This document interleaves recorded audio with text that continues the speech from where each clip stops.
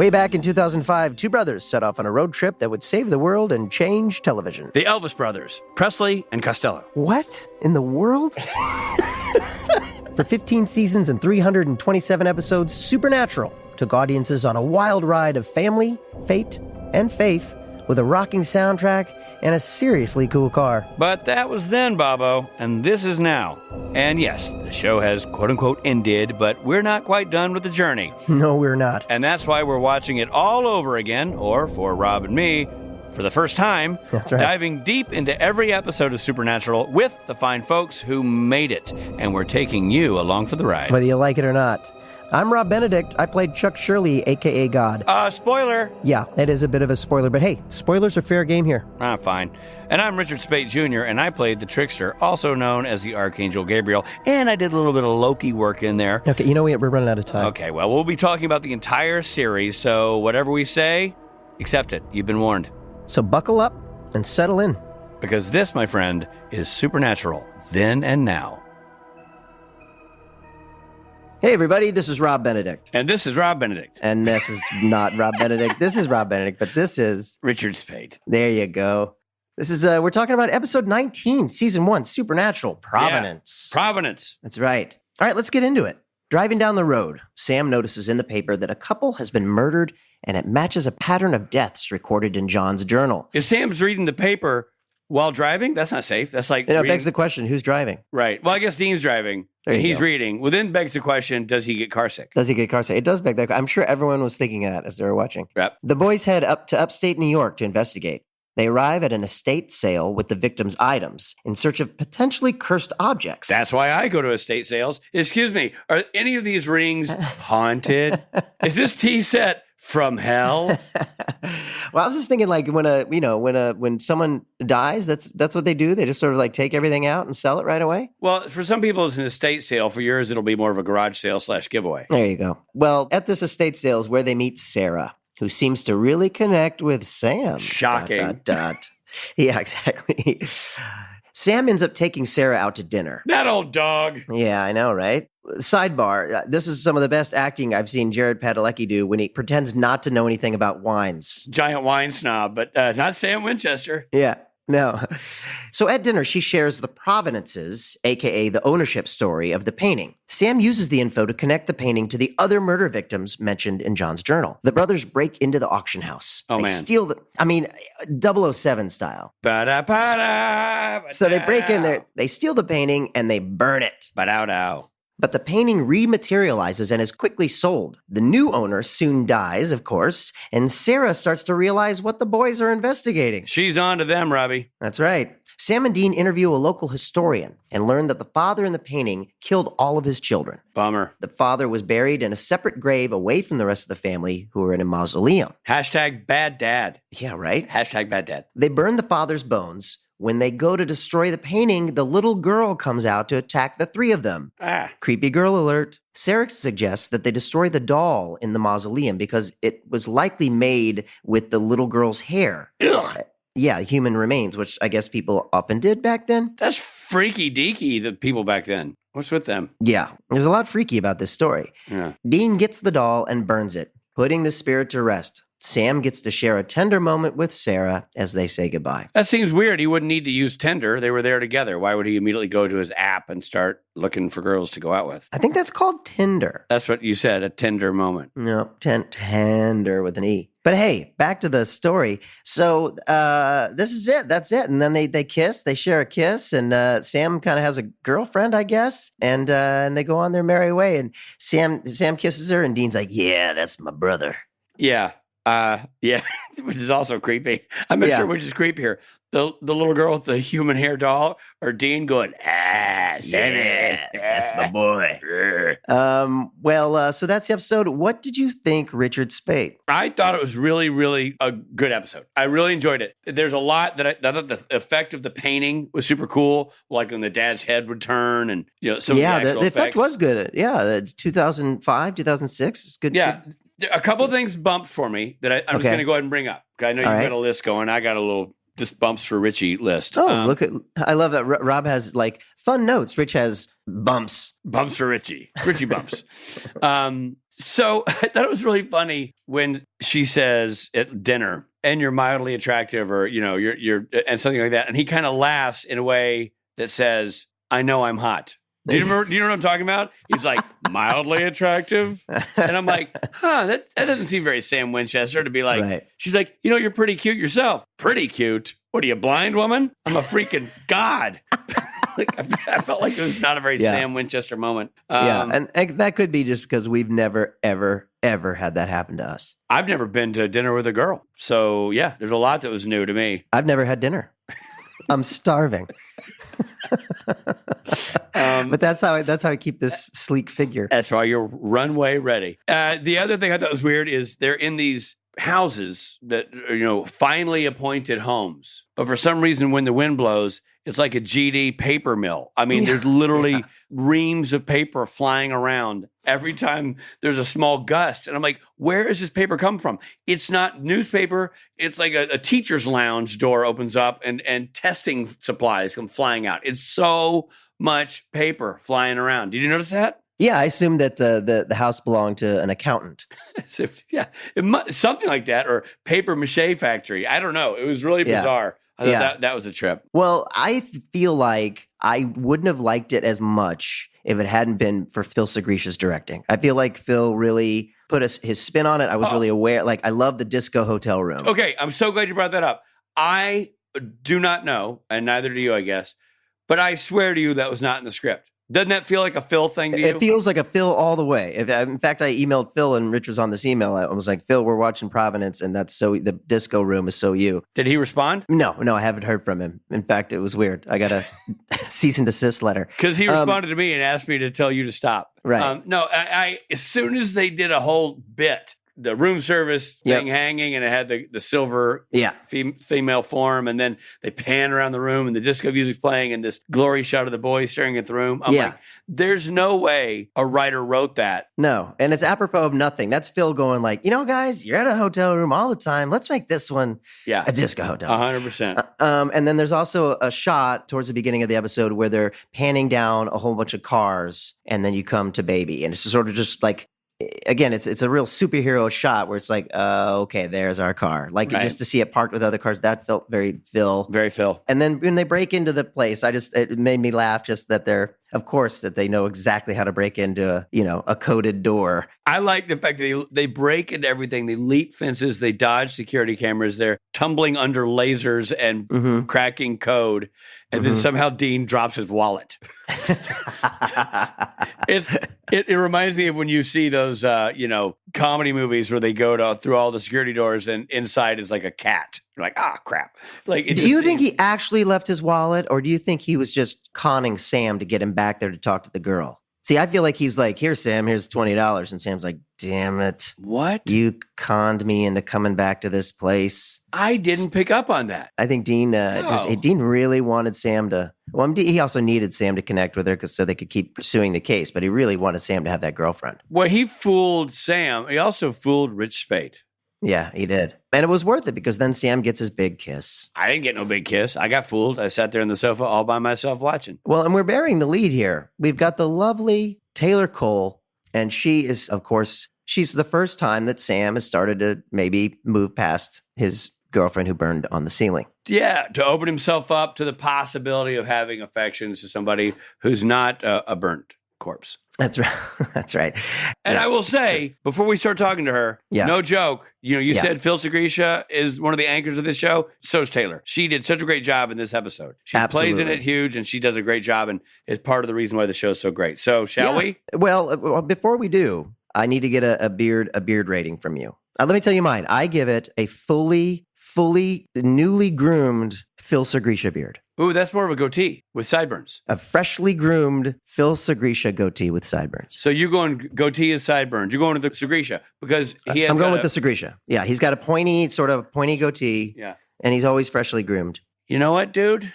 I'm going to go the same. I'm going to go the same. I'm going to go matching. Good. I was maybe going to boost it up a little bit to the connected, just a groomed beard, but I'm going to give it the Segrisha. So many of the things you said have kind of convinced me that Phil really elevated this. Wow. Off the page. For those playing at home, this is the first time that I've actually won Rich over with something. Yeah. This is convinced first and last. All right. Two all right, Segrecias.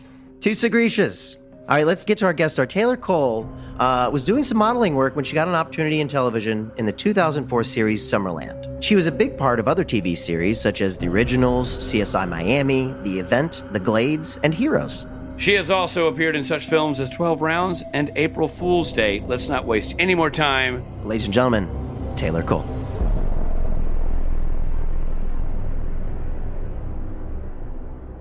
We're so excited today. We have with us the lovely and talented Miss Taylor Cole. Hello, Taylor. Taylor's here. Oh, thanks, guys. Thanks for having me. Absolutely. Hey, we said that in unison.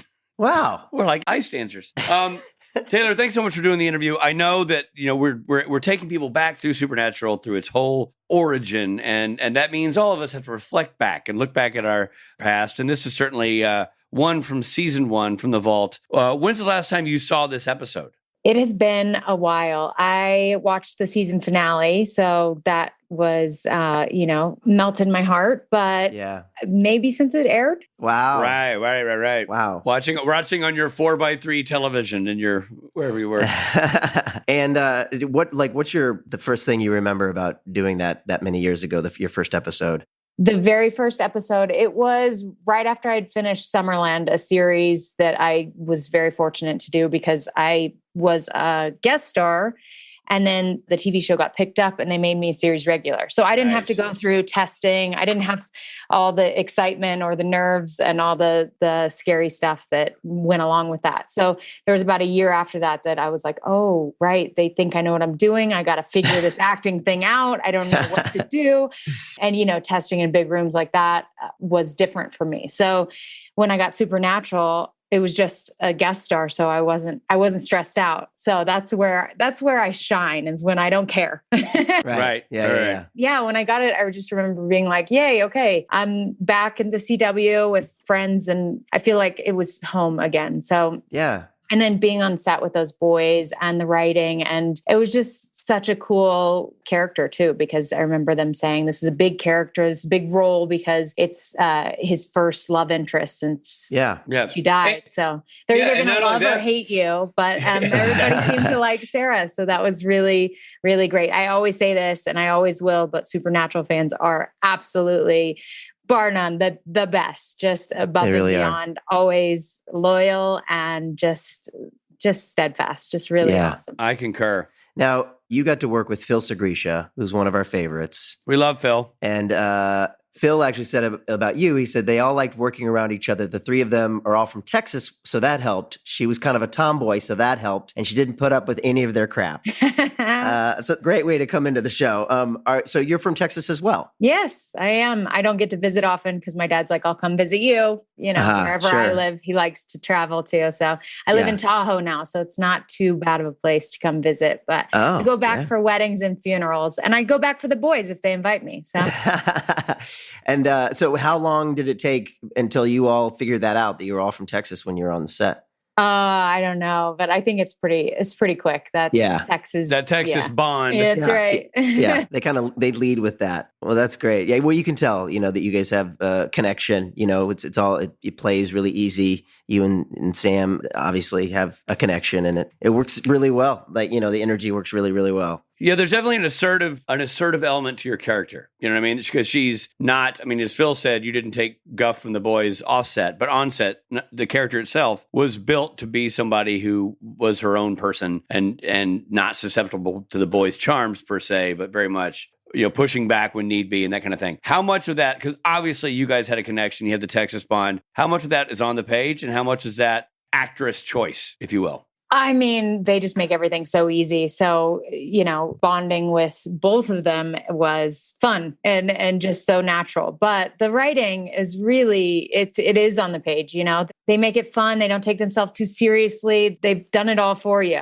And then on top of it, you've got the boys. So it's sort of just a happy marriage of the two blending together. And which is probably why that's such a great show. But one of my favorite things never made it on camera, which was us getting the giggles for 10 minutes. To the point where we had to cut and just say, okay, regroup, we'll come back in 15 minutes. Like, it was so bad. We just couldn't stop giggling. Was it all three of you? Yeah, all three of us in the room when I forget the scene, but we were in the hotel room and I was like, we're going to go get him or whatever it was. And every time they would get the giggles, but his shoulders were going off camera on my take. And they were like, pull it together. I was like, it doesn't matter. I could see his shoulders bouncing up and down. Like, we all have to pull it together. Like, as a team. As a unit, we're going to not laugh through this. Yeah. Yeah. Just hold that thought. We're coming right back.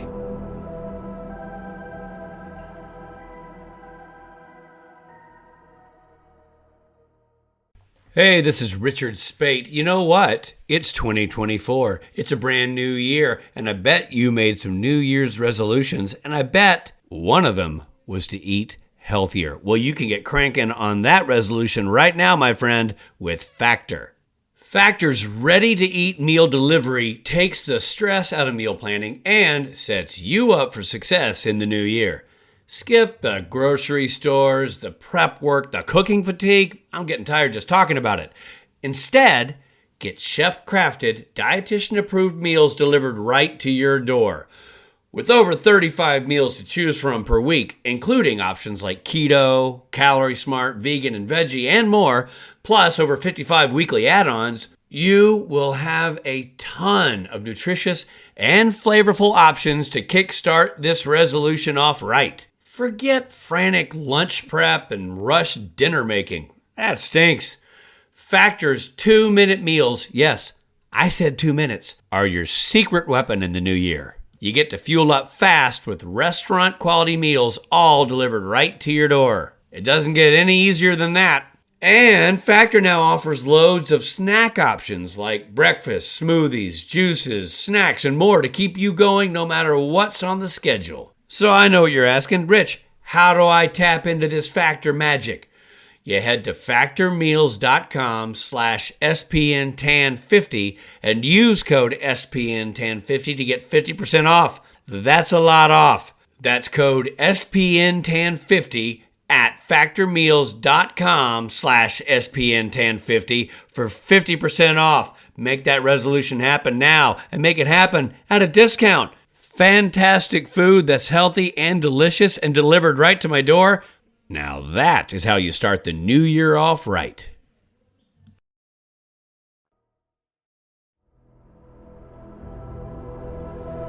Hey, everybody. Thanks for listening. And now back to the episode.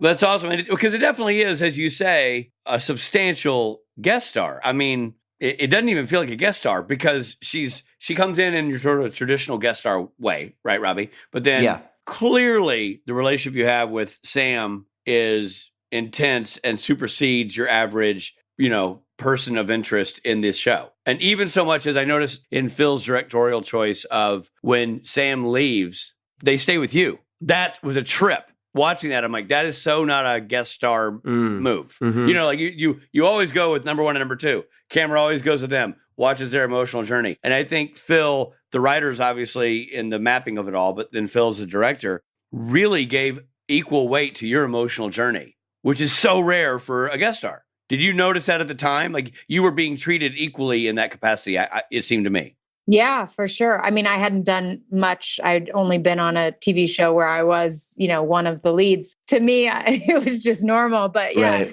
Looking back and you pointing it out, I didn't realize that they had sort of guest stars coming in and out, not really, serving the storyline, but not really pushing the boys to like an emotional arc. And the fact that they got to take my journey with me as well was pretty cool.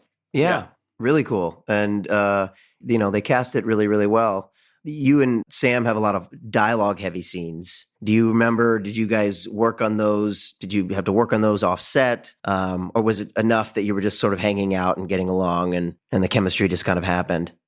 Sometimes there's writing that just will not stick in your brain. I mean, I was on CSI Miami and I had to say imphosphonyl-methylglycine and it meant plastic. And I was like, Can I just say plastic? It was just brutal. And you have these names and, all the different things that just feel like homework. But that particular series just felt so natural. It was just easy. There was a flow to it, and they just knew what they were doing. And the boys made it so easy that I'm not particularly a fan of big, long monologues. So the fact that you think that there was a lot of dialogue and I don't really remember struggling through it means that they did their job well. So somebody did something right. That's right.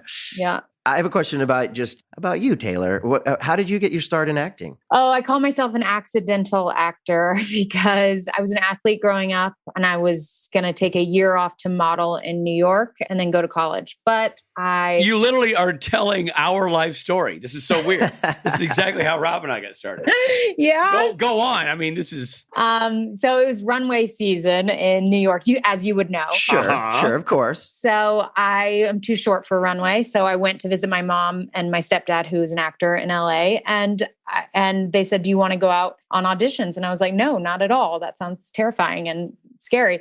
And then I got bored enough that I was like, okay, sure. Why not? Like, I didn't have any friends in LA. I was 18 or whatever. So I was like, okay, let's do it. So they sent me out for the head of, at the time it was WB. Kathleen Lettery was the head. And I just went in and she gave me a scene and I took it and I read it in the hallway for like 2 minutes. And then I went back in and I did a cold read for her and I did not care at all. I just wanted to go back to New York with my boyfriend, and just the fact that I just didn't care meant that, I was able to not get hung up on all my nerves. So I went in and I did my thing and she was like, great, we'll send you out everything WB. So I went on like 4 auditions and I booked Summerland, yeah. And then the rest is history. Wow. So asking for a friend, how short is too short to be on runway? I didn't know. I'm 5'8". So okay. Wow. Yeah. I think 5'9" is probably. Man, so I'm not tall enough for runway, Rich. No. I gotta be honest. I'm not 5'9", but I've never had a hard time getting on the tarmac or boarding a plane.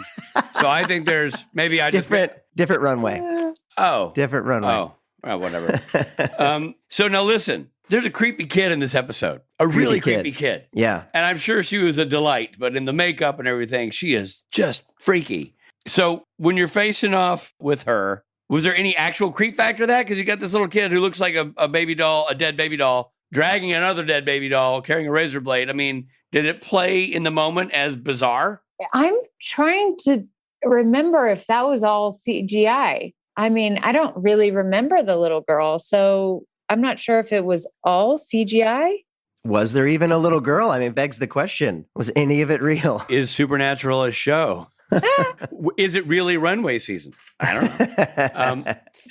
I do remember the grandma's neck being cut. Yeah, freaky. She was real docile. I also remember sound coming over and being like, what just came out of your mouth? You have the craziest yell I've ever heard. Like my scream was an octave that was just next level. I remember the scream. Something I learned about myself. Yeah. Yeah. And then the character gets knocked around a little bit. Do you remember doing any stunts, or did you have a stunt double come in? No, I did it all. And I remember that the papers blowing around, and then maybe they have it in bloopers, but one of the papers just stuck to my face. Oh, really? That's funny. Do you remember hanging out in Vancouver, your time in Vancouver at all? Yeah. You were living in LA and you were just up Vancouver just for this show, right? Yes, I was. Yeah. And we had, we'd go to lunch sometimes, and the boys were just so lovely. They were really awesome. Yeah. And then, I came back, was it 10 years later? That's what we hear. We're watching the show for the first time, even though we were on it. We never really watched it. We were just told, spoiler alert, that you're back. You come back in like season 8. Oh yeah. Are we not supposed to talk about? No, we can talk about it. We can talk about it. Spoilers are on board for this show. Okay. Yeah. Well, anyway, what I heard from the writers in that whole thing was that basically they got sick of people asking the writers to bring back characters. So they wrote that particular episode just to kill off people so that the writers would not be bugged about them anymore. So in that one episode, I think like 10 people that just had unfinished storylines came back just to be killed. So that was pretty funny. Oh, that's sweet. Man. And now we're at the part of the interview that Rob and I like to call favorite, least favorite. You'll never guess what the questions are, but here they are. I want to know your favorite memory from shooting Supernatural, this specific episode. Season one. Favorite memory. It could be anything. It could be during a scene, off camera, in Vancouver, whatever. Anything in the block of time in which you shot Supernatural. What's your favorite memory from the experience? There were so many good memories. I think getting the giggles. I mean, that was just uncontrollable happiness coming out of all of us at once. So it was just like such a harmonious, uncontrollable joy fest that really I'll never forget. So, and somewhere there's footage of that, but we may never see it. But exactly. All right. Now it's time for the ominous least favorite section of the program. What's your least favorite memory? Maybe the fan blowing things in your face, or no, that was hysterical. That was too fun. Was it kissing Jared? Was Jared a bad kisser? Yes, that was just terrible. Yeah. No, I'm sure. I could have guessed that. Yeah. If it was so awful, you can't have him to stop and start over. You're like, I can't. I just gotta do it again. It is so awesome to have you on the show. Part of the joy of doing this show for Rob and myself and for the fans is to visit with the essential players that came along in the show's history, and you were one of those people. It's a great episode. You're great in it. You anchor it beautifully. And so for those that are fans of yours, what do you got coming up? You're I hear you're part of the Hallmark family now. Yep, they can't get rid of me. I am very happy to be with them. Actually, you know what? Supernatural has changed my life in many ways because my husband actually worked for Hallmark back in the day. He was an executive producer and he saw me on Supernatural. That's where he first saw me do anything. And so when he went to Hallmark, he told Hallmark, why don't we bring this girl in? And then I became a part of the Hallmark family. And then we became friends, and I was dating somebody else at the time, and I tried to hook him up with all my friends because he was single, try to play matchmaker, which this all sounds like a Hallmark movie, right? It really does. Yeah. So then I finally realized that he was my match. So I started dating him, and now we're married. Wow. See? Supernatural, bringing couples together. It's weird. I guess he must have just missed Rob and my episodes because we'd be right there at Hallmark too. We're a perfect fit. Very Hallmark ready. Oh, my God. Listen, it's such a treat to have you. People, follow her work on Hallmark. She's going to be doing a bunch of Hallmark work. You'll be back on the show when your next episode comes around, which will be, in a little bit of time. Because Rich and I will be 80. But nonetheless. No, it's great to talk to you. And, I think it's, like you said, it's every episode we see from season one is sort of an iconic episode. And, to see sort of Sam with his first love interest, I think is really special. And Phil Segrisha. I mean, you got one of the best directors, Yes, I did. I was very lucky. I also just really quickly want to know, because we've been talking about me this whole time. I just want to know about you, Rich and Rob. Do you guys sit on the couch together and get popcorn and watch this? Like, what is the... Duh. Yeah, I like Rich. Rich is a flower guy, so I bring in flowers. That's how it starts. That's how the evening starts. And Rob's a fetish guy, so I wear leather. Tomato to dirty. So we have not been doing it at the same time, which we should be. We should be. We've been doing it in our separate lives. And this is a little trivia about season one. The season one, unless you watch the DVDs, you're not watching the original music because they didn't make a digital contract for the songs in season one. So that we're watching it, and it'll be Dean saying, "Hey, listen to this Blue Oyster Cult track," and it'll be some boys choir guitar. Yeah. So it's a little trippy because we're hearing it. We're not even getting to see the original sort of fully baked show, but we're getting to see, the 3/4 baked. And usually Rob is fully baked, so it makes up for the... That helps. You're watching them one episode at a time? One at a time. Yeah, we kind of watch it and then report back and do an episode. Like I watched this one today, so it's fresh, I'm on it. It's almost unfair to you because we're like, so what in that one scene, what were you thinking? You're like, it was 15 years ago. I have no idea. Get a hobby, bro. This is our hobby. It is an interesting thing to go back and watch that far. I mean, because the show is on forever, right? So you're going back to, and there's nothing that really dates the show. I mean, occasionally a cell phone or something that you're like, but because they drive a period car and they're in small town America and those dudes have a pact with Satan, so they don't really age. You don't really see any dramatic leap forward in time. You know what I mean? Or leap backwards in time. Yourself, Yeah, included, really by the way. biggest thing is like they have weird small cell phones. And like Sam was taking a picture of something with that phone. I'm like, wow, that's a bad picture. That's going to be bad, because it's that old flip Quick phone. qualities. Yeah. Well, I was watching that episode with my son, Frank, who's 10, and he didn't know what that was. Wow. Unfolding a thing. It looks like a walkie-talkie or something. We're old. Yeah, we're old. Anyway, it is, we're enjoying our journey, and yours was a lovely stop along the way. Truly. Great job. Thank you so much. You're gonna make it in this business, kid. I believe in you. Thank you, guys. Thanks, Taylor. Taylor, thank you so much. All right. Enjoy the rest of the seasons. Thank you. Thank you. See you in a few. Yeah, you will. Yeah, see you in a few. All right. Bye, guys. Hey there, this is Jensen. I hope you're enjoying the episode, but we need to pull over for a second for some messages, and I gotta take a leak.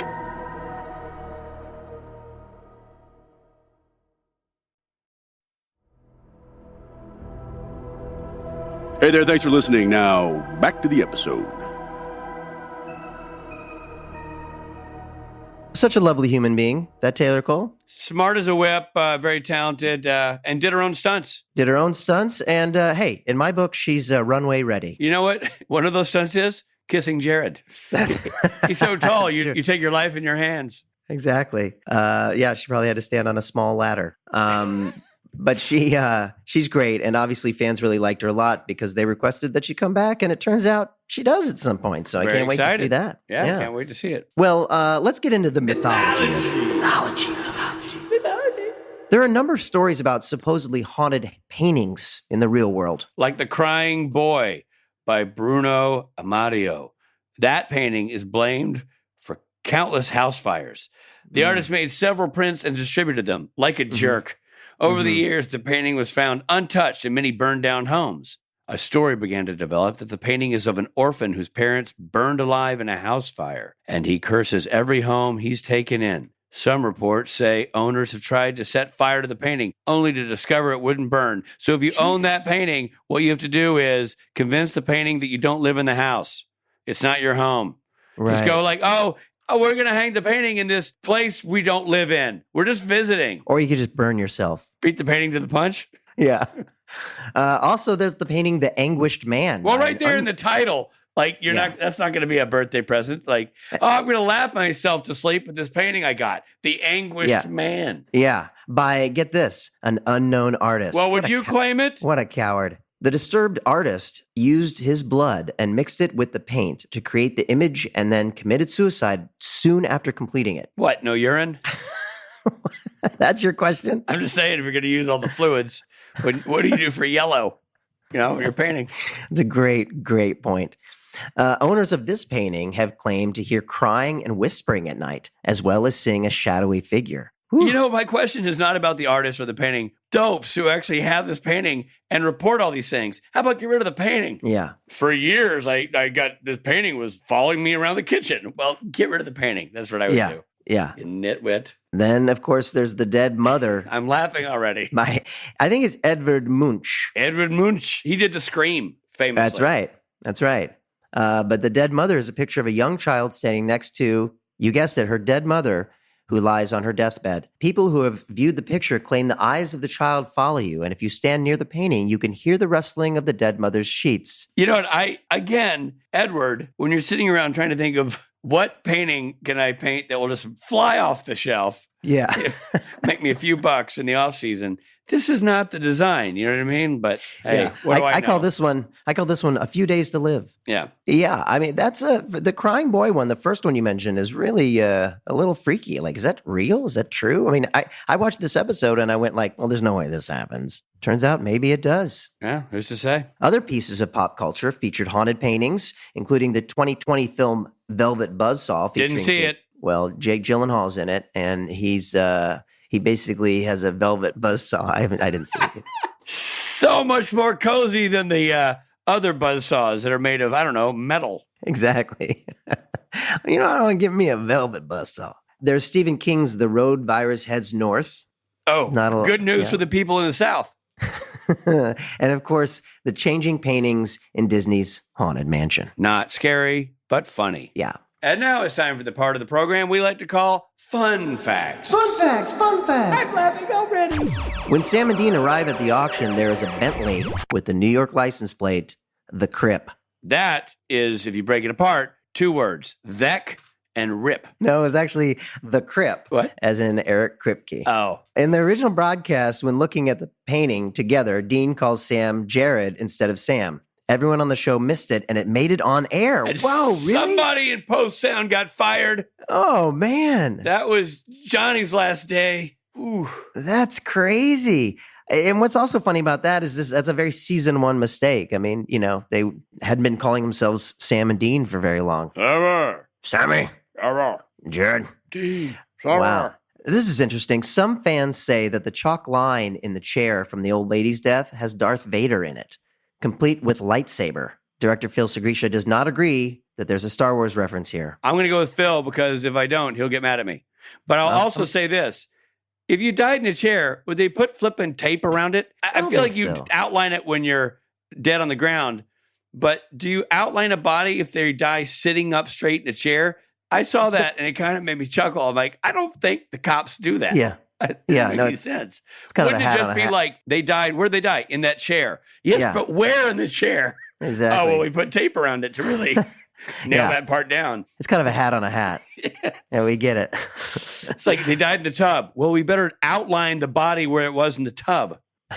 Anyway. Well, what another great episode. It's a Phil Segrisha classic. Sam gets to kiss a lady. Yeah. And another creepy kid. Another creepy What's kid. not to love? Our creepy kid count for this episode is at 1. A lot of fans want us to keep the creepy kid count going where we keep a total. A total series-wide. tally. So maybe as we get to the end of season 1, we can total up all the creepy kids in season 1. Let's do that. And that'll be a thing, right? Let's do that. So I'm just and see throwing if we it can out there. beat it. See if we can beat it in subsequent seasons. Then we'll know by the end of 15 seasons which season had the most creepy kids. That's right. And so I will tell you this, Rob, you did a nice job with your Taylor interview. Thank you. I could tell was you nervous. were shaking and nervous, but I was nervous. you didn't seem to spit on yourself too much or do anything too damaging during the interview that couldn't be cut out. Thank you. I hope that's true. I can only just hope that's true. No, she was great, and it was great to have her on. Listen, I'm so thankful to everyone who takes a minute and listens to our podcast. It's so funny because I was going to say the same thing, Robbie, only more sincerely. I want to thank everybody who listens to our podcast. Oh, boy. You just did it better. Well, I'd like to thank, in addition, Supernatural Wiki, Supernatural Fandom, and the Supernatural official companion books written by Nicholas Knight. It's where the podcast gets many of its fun bits and details. I also want to say that if you love the podcast, do yourselves a favor. Do us a favor. Tell your friends. Tell your family. Heck, stop strangers on the street and tell them. And follow. Now, a lot of people get confused when I say subscribe. They think that means you got to pay some money. In podcast land, it doesn't, but not everybody knows that. So when I say subscribe, what I really mean is follow or subscribe if you know what that means. But if you don't, follow. Either way, it's free. Well, thanks, everybody. This episode stars Jensen Ackles as Dean Winchester and Jared Padalecki as Sam Winchester. Taylor Cole guest starred as Sarah Blake. Co-stars included Keith Martin Gordy as Daniel Blake, Jordell Micah Furland as Melanie Merchant, the creepy little girl, and Lyndon Banks as Isaiah Merchant. Provenance was written by David Ehrman, directed by our man, Phil Segrisha. Editing by Anthony Pinker, music by Christopher Leonards. Executive produced by Eric Kripke and Robert Singer. The episode originally aired on April 13th, 2006. This episode of Supernatural Then and Now was hosted and executive produced by Richard Spate Jr. and Rob Benedict. Produced by Stephen Hine, written by Stephen Hine and Haida Holscher. And edited and associate produced by Trey Boudet. What's up, Booty? Music provided by Tim Wynn. The episode was recorded with the help of Sonic Fuel Studios. This podcast is from Story Mill Media. For news on this and other podcasts, follow Story Mill Media on Instagram and Twitter.